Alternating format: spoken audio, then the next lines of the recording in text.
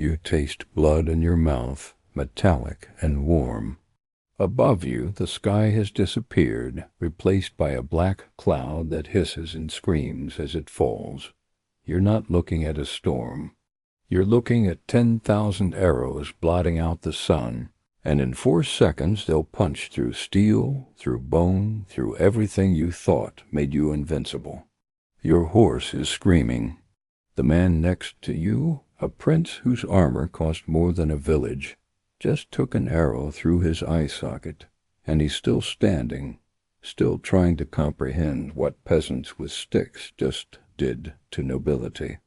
This is August 26th, 1346, and you're about to witness the afternoon that ended 500 years of history. But you don't know that yet. You don't know anything except the sound, that terrible, beautiful sound, the sound of the medieval world breaking. I'm always amazed this channel reaches from Manchester to Melbourne. Drop a comment from wherever you are right now. I'm genuinely curious who else falls down these history rabbit holes at midnight. Let me take you back 6 hours, to a muddy hillside in northern France where 9,000 exhausted Englishmen are watching their own deaths approach. They've been running for weeks, burning and looting their way across Normandy. Now the largest army in Christendom has finally caught them, and there's nowhere left to run.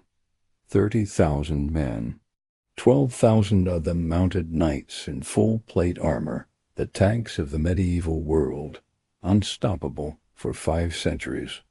These aren't just soldiers. This is every duke, every count, every important nobleman in France, plus allied kings from across Europe. They've been training for combat since they could walk, bred for war, lest by God himself. Their armor costs more than your entire bloodline will earn.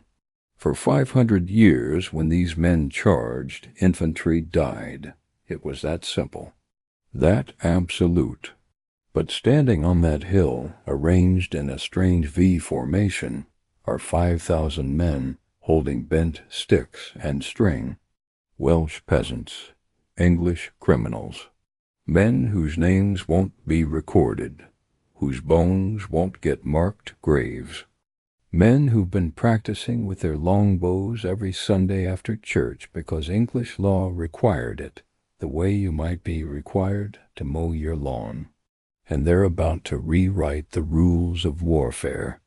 Before the sun sets, 1,500 French nobles will be dead. The English will lose 40 men. Not 400. 40. A blind king will charge directly into death because he refused to miss the slaughter. French knights will murder their own allies mid-battle.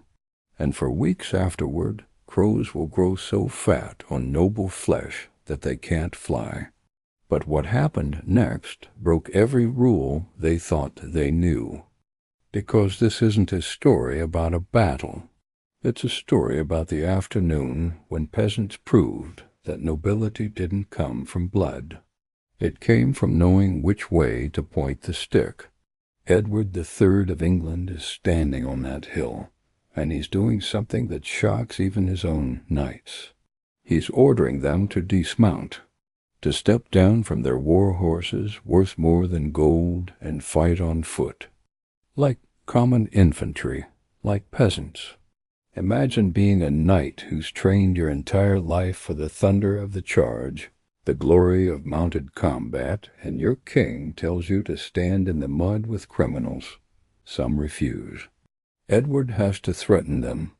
Slowly, in disbelief, English nobility begins trudging into the dirt beside archers and wool hoods, creating a sight no one in medieval Europe has witnessed before.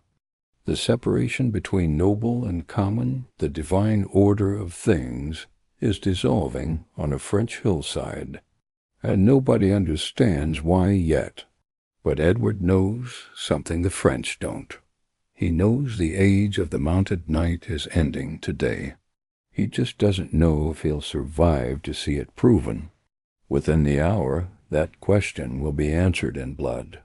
The night before, while French nobles arrived hungry and exhausted, arguing about who would capture the English king for ransom, Edward's men were preparing the battlefield like surgeons preparing an operating theater.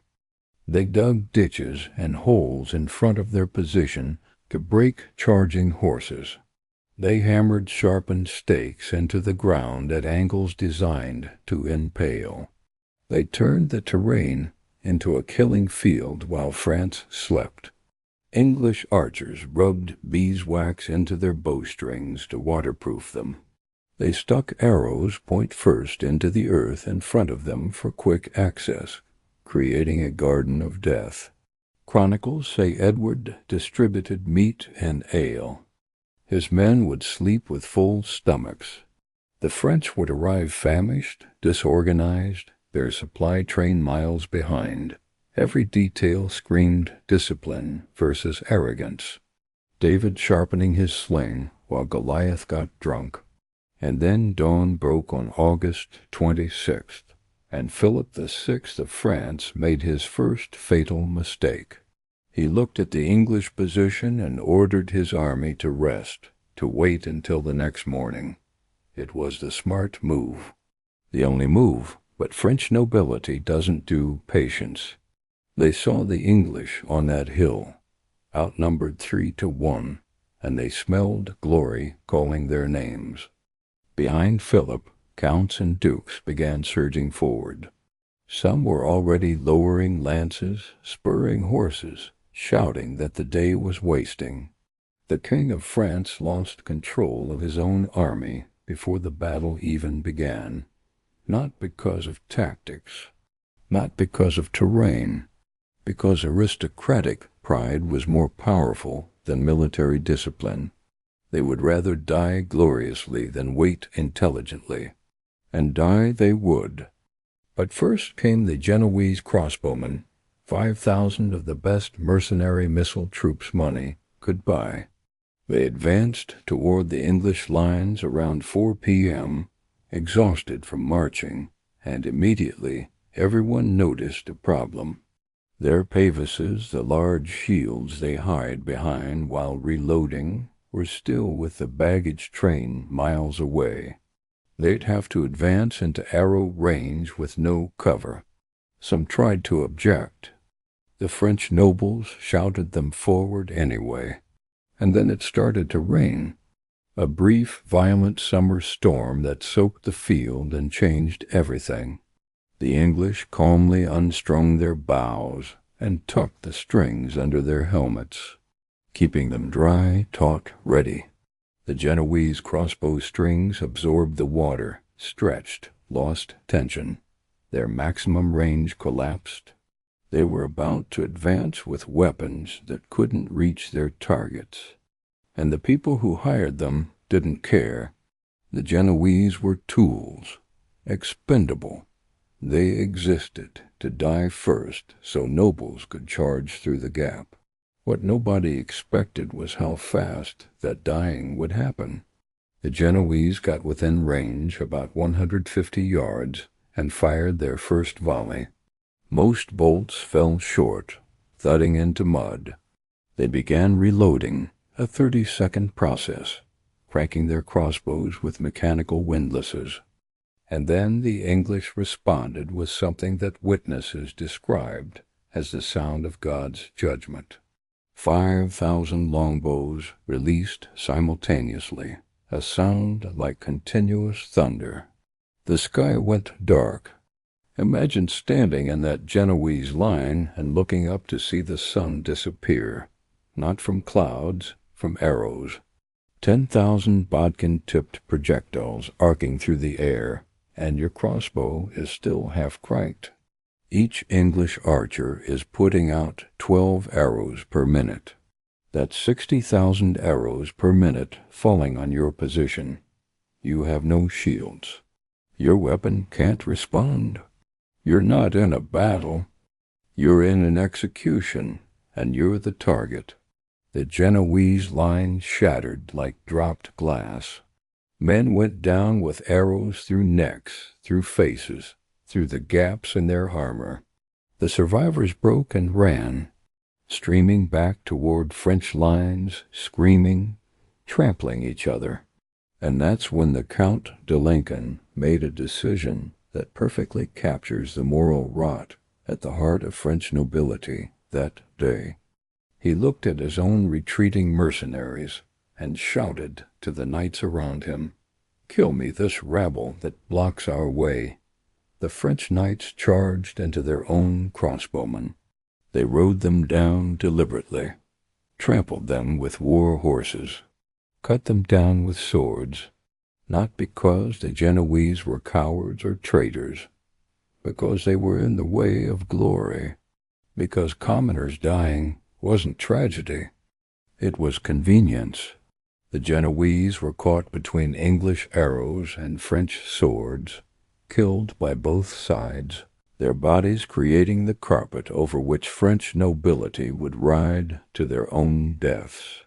Now came the main assault, and I need you to understand what a charging knight actually meant in 1346.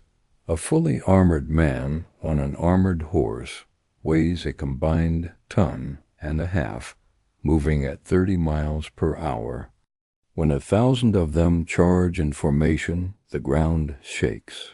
The sound is like an earthquake with hoofbeats. For 500 years that sound meant infantry broke and ran, because nothing made of flesh could stop it. The French came in waves, each one climbing over the bodies of the previous charge. And here's where the longbow revealed its terrible secret. At long range, arrows might not penetrate the best plate armor, but they didn't need to. They hit horses, and even armored horses have vulnerable spots: eyes, mouths, the soft flesh of legs and underbellies. A 1,500-pound horse hit by multiple arrows doesn't charge. It screams, it rears. It falls and becomes a 1,500-pound obstacle that doesn't move. Knights behind crash into fallen horses at full speed. The charge loses all momentum, becomes a pileup of armored men and thrashing animals. And then the English archers adjust their range. Closer now, under 100 yards. At this distance, bodkin point arrows punch through mail, through the weak points in plate armor, through visors into faces, through joints into armpits, through everything nobles thought made them gods. But even non-penetrating hits were devastating. Imagine being inside a steel suit while someone hits it with hammers. Multiple times, dozens of times. You're being rattled like dice in a cup. Your brain is slamming against your skull. You can't see through the arrows bouncing off your visor. You can't hear over the screaming of dying horses. And you're stuck in 60 pounds of armor, in mud, on a slope, trying to walk uphill toward the men who are killing you. English archers had pre-positioned arrows in the ground. They kept up continuous fire. Contemporary accounts describe the arrows falling like snow, so thick that charging knights couldn't see through them to the enemy, so thick that the sky went dark, so thick that some knights thought God was punishing them. They weren't wrong, just not in the way they thought. And then the English archers did something that perfectly captures the horror. They ran out of arrows. You know what happened next?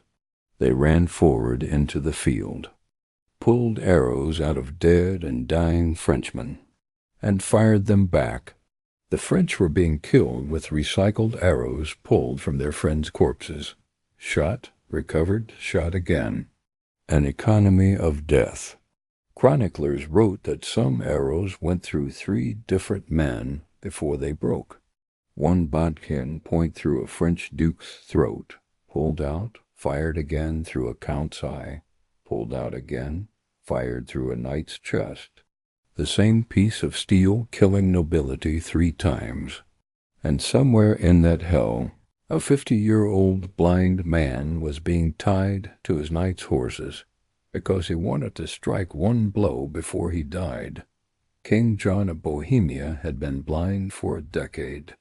He came to Crécy anyway because the King of Bohemia doesn't flee from battles. When his attendants told him the fight was lost, that the French were dying in waves, he said something that would echo through history. The King of Bohemia does not run. He ordered his knights to tie their horses' reins to his so they could lead him into combat. He wanted to swing his sword, just once, against the English, before the darkness took him forever. This blind 50-year-old king charged directly into English lines, swinging his sword at sounds and shadows, at the memory of where enemies should be. He and all his attached knights were cut down immediately. When they found his body the next morning, he was still tied to his dead companions, his blind eyes open, his sword in his hand. He'd achieved his wish. He'd struck the enemy. He'd died in battle. Edward III's son, the Black Prince, was so moved by this display of insane courage that he took John's personal emblem, ostrich feathers with the motto, Ich diene, I serve. It remains the symbol of the Prince of Wales today, 678 years later, because sometimes even your enemies earn your respect. Sometimes nobility isn't about blood. It's about refusing to run from the dark. As the sun set, the French had charged 16 times. 16 separate waves of nobility throwing themselves into the meat grinder, each charge less organized than the last. French nobles literally fighting each other for position, for the honor of dying first, for glory that tasted like blood and mud. Philip V himself charged with the final wave. His horse was killed under him. An arrow went through his jaw. His guards had to physically drag him from the field as he tried to return to the battle. The sacred oriflamme, the battle banner of France that supposedly guaranteed victory, was left behind in the mud, abandoned, forgotten, like the corpses it was drowning in. As darkness fell, the English couldn't believe they'd won. They stayed in position all night, silent, waiting for another charge that never came. By nightfall, the English no longer knew if the battle was truly over. Any wounded Frenchman who moved was killed not out of cruelty, but fear. The arrows had run out again and again, forcing peasant archers to finish fallen knights with knives, rocks, and fence posts. Common men beat nobles to death in the mud. The medieval order wasn't just overturned, it was erased. At dawn on August 27th, the scale of the catastrophe revealed itself slowly, like a photograph developing. First came the bodies, then the banners and coats of arms, then the realization of what had died, the Count of Flanders, the Duke of Lorraine, the Counts of Blois and Sancerre, 11 princes, around 1,500 nobles' lineages stretching back to Charlemagne, rotting in French mud because they would not wait. English losses were 40 men, 2 knights. The disparity was so extreme that contemporaries refused to believe it. Some claimed divine intervention. They were wrong.